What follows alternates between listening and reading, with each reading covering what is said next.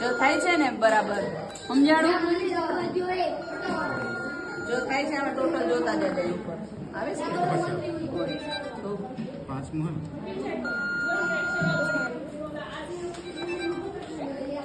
છઠ્ઠું. જો બધાયનામાં મત આપ્યો એટલે બધાયનું ચેક કરી દે છે તમારા બટન એને મોક કોલ કરી.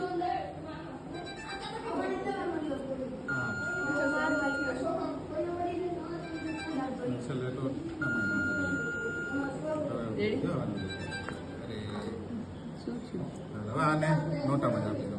હવે નથી હવે જોઈજો ટોટલમાં આપણે 9 ને નોટાને 2 આપ્યા ને એટલે 10 થઈ ગયા એટલે તમારે કોઈનું માં કઈ મિસ્ટેક જો હવે તમારી સામે હું આ ક્લિયર ક્લોઝ કરું છું પછી ક્લિયર કરું છું ને હવે ટોટલ જોવું ને આપણે તો પેલા સમજાણું? એટલે આ મશીનમાં કાંઈ પણ ફોલ્ટ છે નહીં, તમારા નામની સામે દબાવાય છે. સમજાણું? એને મોક કોલ કહેવાય. હવે ટોટલમાં 0 થઈ જાય. હવે આપણે મતદાન ચાલુ કરશું. રેડી? એજન્ટોને કેટલા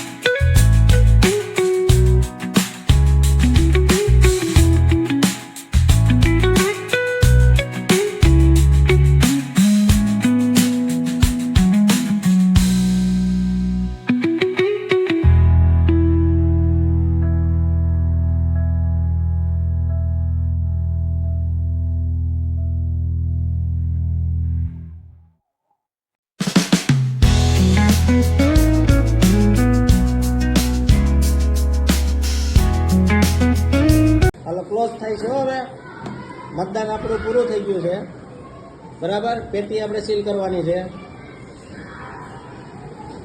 કુલ મતદાન કેટલું થયું એટલો આંકડો તમને આપી દઈએ બરાબર.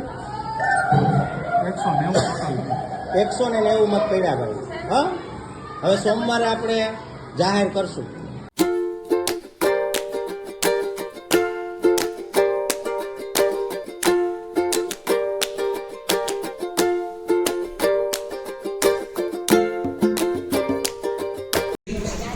આજે આપણું આ ચૂંટણીનું રિઝલ્ટ છે.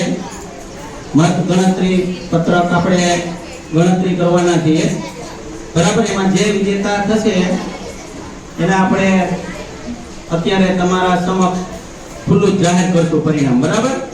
એટલે આપણે જો પેટી સીલ બનશે ભાઈ, જોઈ લો બધું કમ્પ્લીટ છે ને બરાબર. હવે આ મતપેટી આપણે ખોલવાની છે અને ઉમેદવારોને કેટલા મત મળ્યા, સૌથી જે વધુ મત પ્રાપ્ત થશે એ વિજેતા જાહેર થશે બરાબર.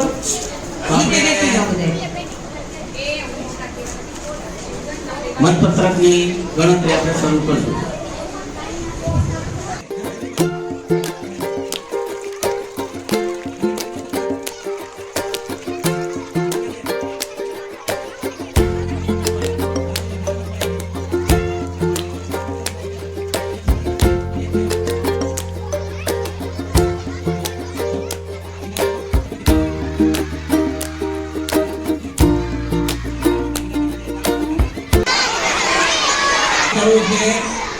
વિરાજભાઈને મનોજભાઈને તકત લીધા.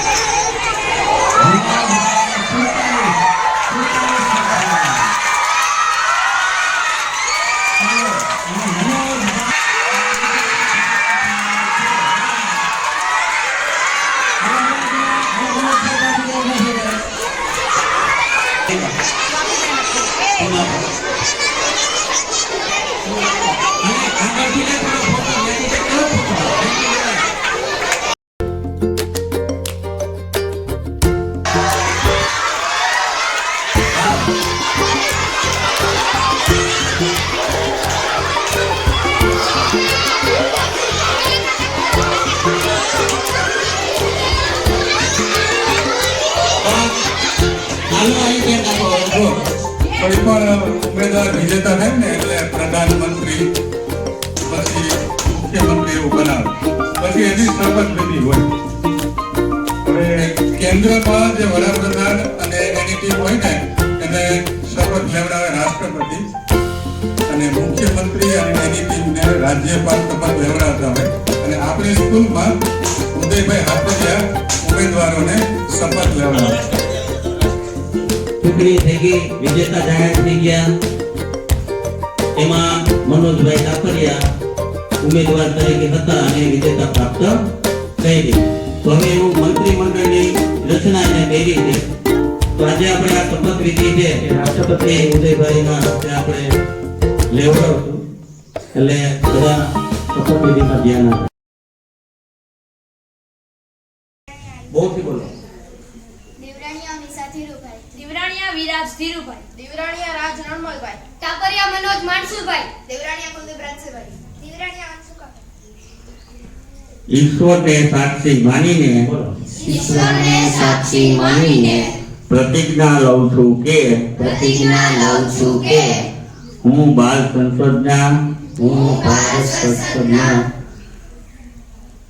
પોતાનો હોદ્દો પોતાનો હોદ્દો જેમ કે જેમ કે મુખ્યમંત્રી, મુખ્યમંત્રી, શિક્ષણ મંત્રી, શિક્ષણ મંત્રી, સ્વચ્છતા મંત્રી સ્વચ્છતા મંત્રી તરીકે મારી તમામ તરીકે મારી તમામ જવાબદારીઓ જવાબદારીઓ નિષ્ઠા, નિષ્ઠા, પ્રામાણિકતા પ્રામાણિકતા અને શિસ્તપૂર્વક નિભાવી અને ચિત્તપૂર્વક નિભાવી શાળાના નિયમોનું હું મારી શાળાના નિયમોનું પાલન કરી પાલન કરીશ અને અન્ય વિદ્યાર્થીઓને પણ અને અન્ય વિદ્યાર્થીઓને પણ નિયમોનું પાલન કરવા નિયમોનું પાલન કરવા પ્રેરણા આપીશ. પ્રેરણા આપીશ.